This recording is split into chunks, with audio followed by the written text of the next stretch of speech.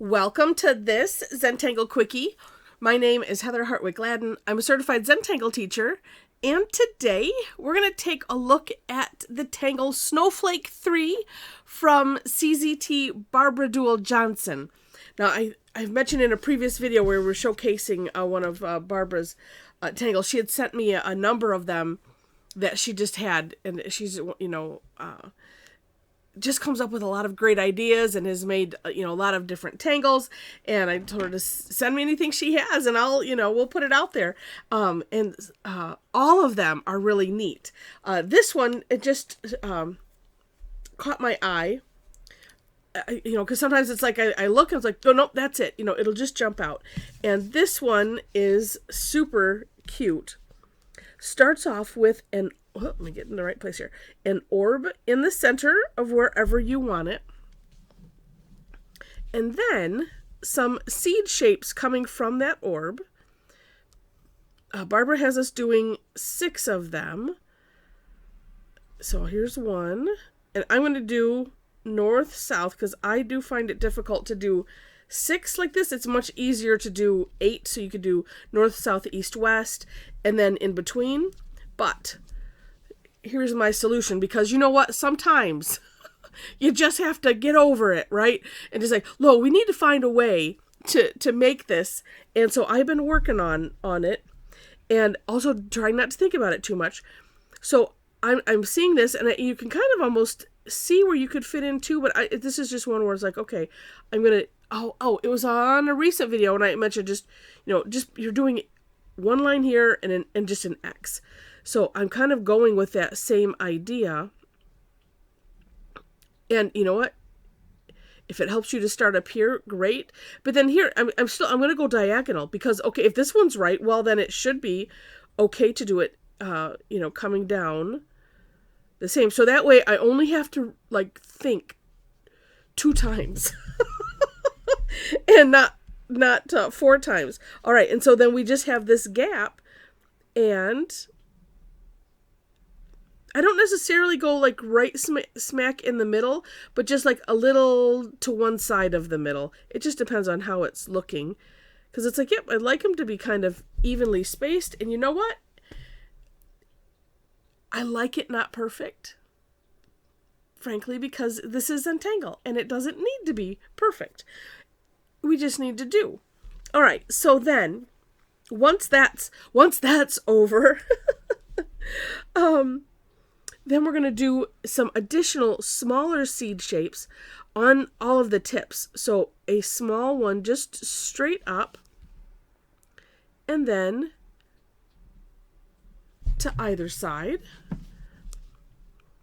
And this too, just because I don't feel like turning the tile, 100 times. And, it's just with efficiency in mind, I guess. I'll do the north and south with that too, because I can do the seed shape either way. Now, of course, play with it however you wish. You might want to have these initial seed shapes a little bit bigger. I don't know, for whatever reason. I am just drawing everything microscopic. So, that's not microscopic, really. And a little off center, but that's okay too.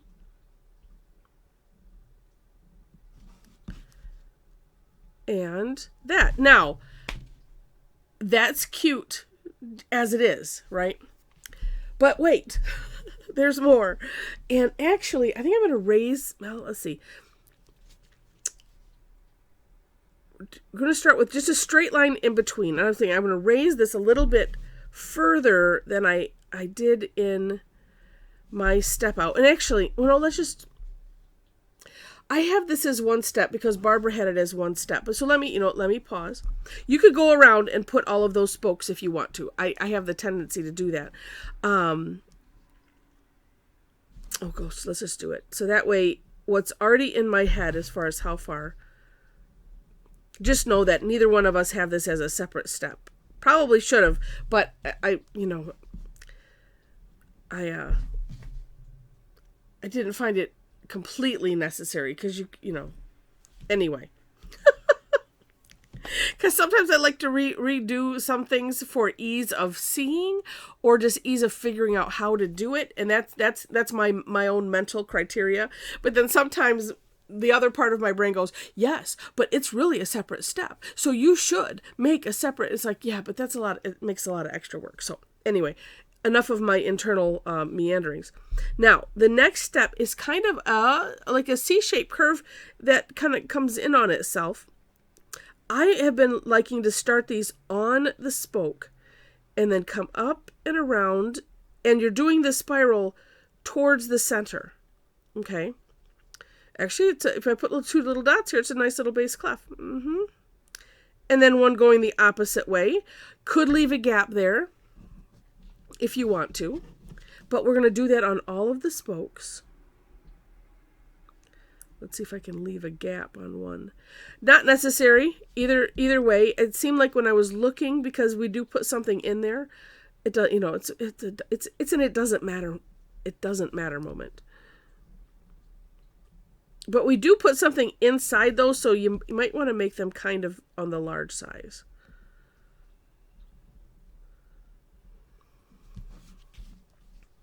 This is where I'm almost thinking, well, these could have been bigger. I don't know. It's just fun to be able to have things that like this that you can play with those, the dimensions, the perspective, the everything.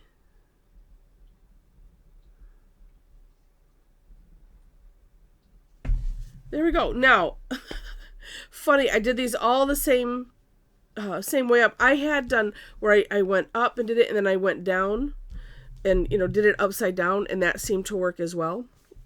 Apparently my pen wasn't in the mood for it. Okay, next step is on that stem, we're just going to put two little, kind of like the V's, right? And you decide where to put them. Up to you.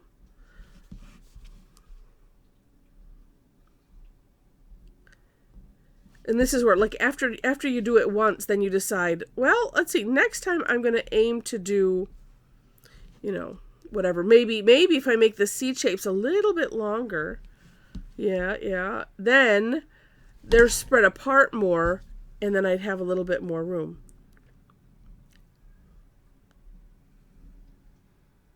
And last one.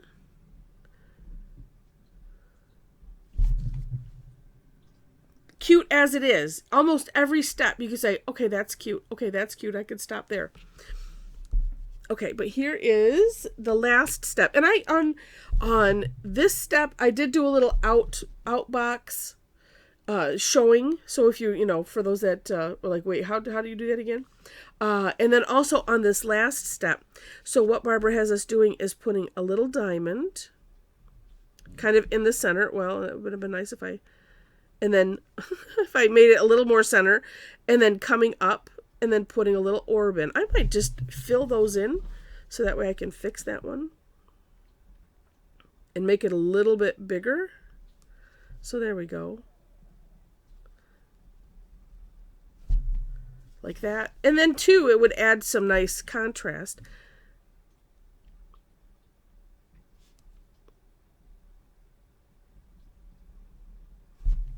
Like that.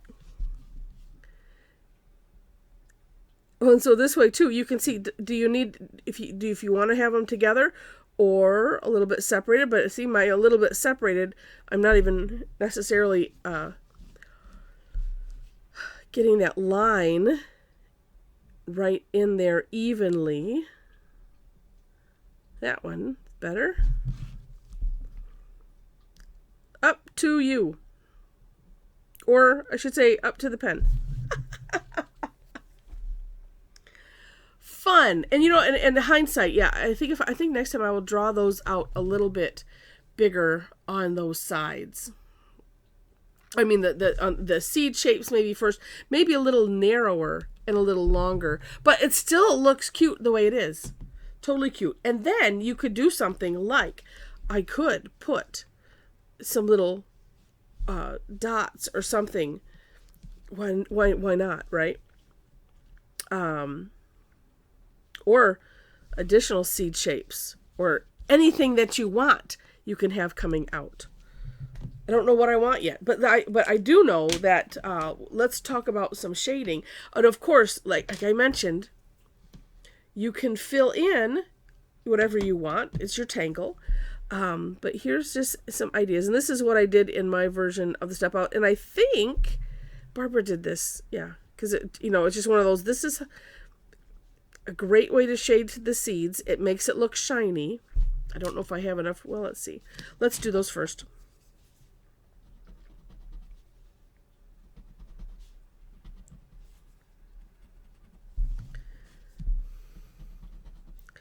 And just spreading it out a little bit. Being careful. Using this nice, new-ish Tortillion so I can get it to fit right in that area and not have to worry about it. Having the graphite going over. And even though there's just that little bit of natural tile color left, it sure does make that look shiny. All right. I could probably, let's see, extend that into the bottom of this seed shape. Barbara did a nice job shading the little ones, just like, but I think mine are just extra tiny. There. See if we can get that. Just at least the big one. Well, or not. But then too, like I mentioned, you could always fill it in. You could just leave it. Don't worry about it. Trying to use what's left on the Tortillion for the really little ones.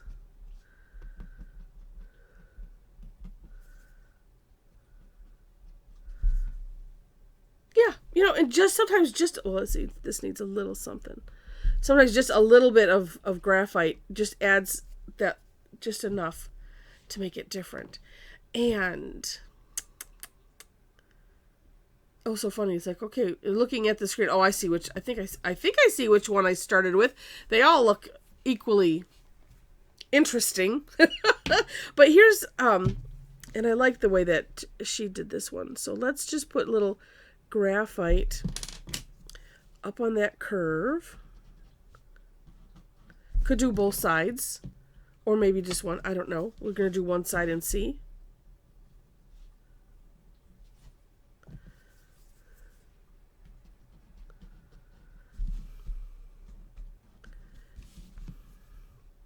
And of course, there's always a bunch of ways to do any of this, so this is just but one.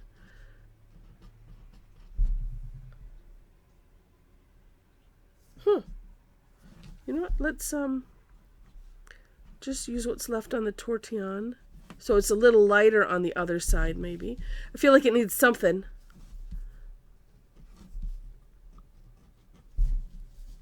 Just a little something. Super cute. Just so neat. All right. Well, if you have enjoyed this, and I hope you have, please click the like button. And if you liked it enough to see more, would love to have you be a subscriber to the channel. In the description section, you will find a link to both Barbara's Step Out as well as my version of it. And then below that, you'll find my Linktree link, and that has links to everything. Link to my website where you can follow me for follow my blog for things like this daily tangle, when I put out recaps of classes, and lots of other things, information on classes and things like that. I also have a link to our amazing Tangle Addicts community on Facebook. So if you happen to be on Facebook and want to join us, we would love to have you. There are 4 questions that you must answer, though, in order to gain entry. Let's see. Also in there, a link to the Facebook page, which is it's a good place to follow as well as the group, because I pretty much everything I post on the page first and then in the group. but I don't know how, it doesn't matter how I know, or how I know, or if I know how Facebook, how their things work for notifications, because the minute you figure it out, they change it. So that way you have double the chance of getting things in a notification. If you happen to be on Facebook. Let's see. There's also other links to my social media and some other things on there, as well as other places to follow me if you're interested in classes. I do teach twice weekly. Most of them are free, but I do have some that are paid, and you can find that information on my website and see the types of things that we do. So, so lots of fun. All right, so with that, thank you so much for watching, and I wish you happy tangling.